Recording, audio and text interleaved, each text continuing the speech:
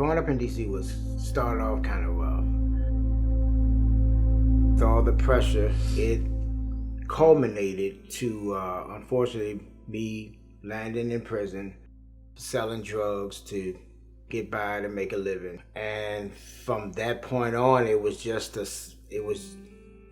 spiraled out of control, and it was a repeated cycle pretty much all my life, until I reached to a point where that I wanted something better for myself.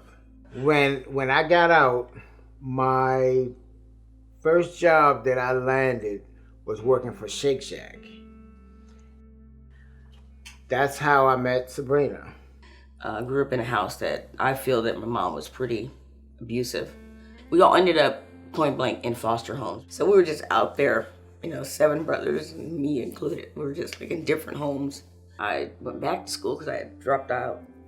Got my GED in Santa Rosa. And from Oakland, California, I was working at a telecommunications company. The owners of the company came down and asked me if I would be interested in relocating to the East Coast. And I ended up in Shake Shack when it first opened up. I was like, God, new ground. I'm going over there and I'm gonna do what I need. So I went to Shake Shack. He says I was so busy in my marketing mode, that's what he calls it, that he said he was in the back practically doing jumping jacks. Like, you see me back here? I think you like, I like you. I think you're pretty back here. He says that I gave him no acknowledgement. One day I was standing outside there at the CVS. I had no reason to go to CVS, so I just walked into CVS like I was going to buy something and immediately turned back around. I acted like that I was just seeing her for the first time coming out of CVS, spoke to her, said hi, and it took off from there. Less than a year, we decided I'm paying full rent at my apartment. He was at my place 90% of the time anyway. I opened up the offer and said, really think that, if you think about it, we can move in together. But he didn't do it right away. But one night during, it was like 12 o'clock at night, I was ready to go to bed, and I get this phone call, and Charles was like, I'm coming over. I said, okay, no problem. He goes, I'm coming over. I'm moving in with my house. Like 12 o'clock midnight. I was like, oh, okay. So that's what was the beginning of us living together. I was just so far behind in rent that, Charles thought it would be best just to give the place up and let's try to think of another situation. He goes, you're probably going to end up. I said, I have nowhere to go. And he goes, well, if you end up in a shelter, you may have to consider that. So I didn't want to. He said, well, I'm going to go ahead and sign up and get into one because it's inevitable that we're going to lose a place and we both will be homeless. And it's better prepare ourselves for that. I made a commitment to her that we're going up. We're not going back down. I told her, let's just go into the shelter and I have your back. The decision to go to that type of housing, you can't take anything with you. So I remember the lady said, you don't take one suitcase.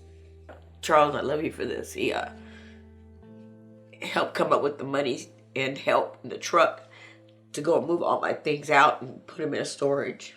So I was relieved about that. And he kept telling me, Sabrina, it's gonna be better. We're gonna find housing. I was just adamant. Like my thing was like, to find housing, you gotta have money, you gotta have a place to go, you gotta get approved, you got your credit checks. He goes, no, we're gonna be okay. I didn't believe any of that until I met Rosa.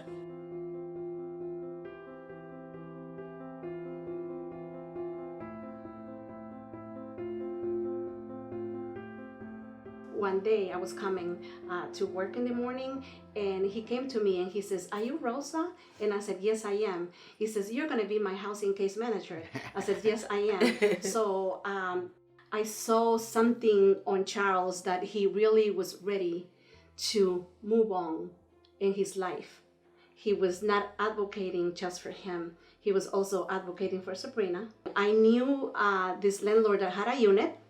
We met with the landlord, and he fell in love with the place. We came here. I remember that day I was just so starry-eyed, and I was like relieved. I didn't think that we were going to sign the lease as quick as we did because with the funding we only had a partial funding, but I didn't know that New Hope was going to take care of some of it. So when he handed us the keys, oh God, that was like the best day ever. Okay. During my time at New Hope Housing, my house case manager, Rosa, was amazing. She went above and beyond to help me. I can't thank her enough.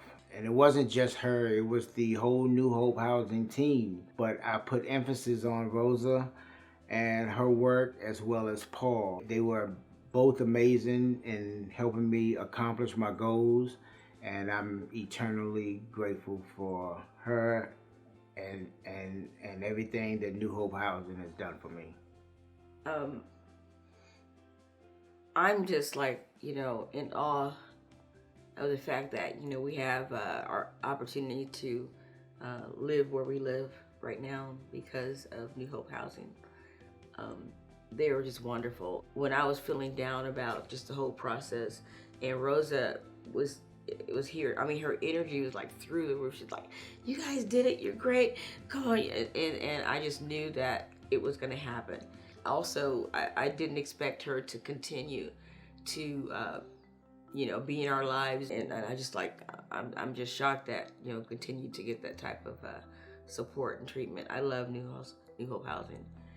And Rosa, and we have a strong commitment to continue a good life, and to make Rosa proud of us too.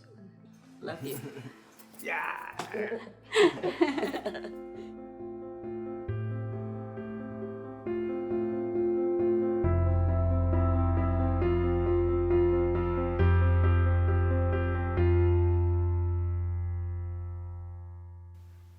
I hope you enjoyed meeting Sabrina and Charles and Rosa.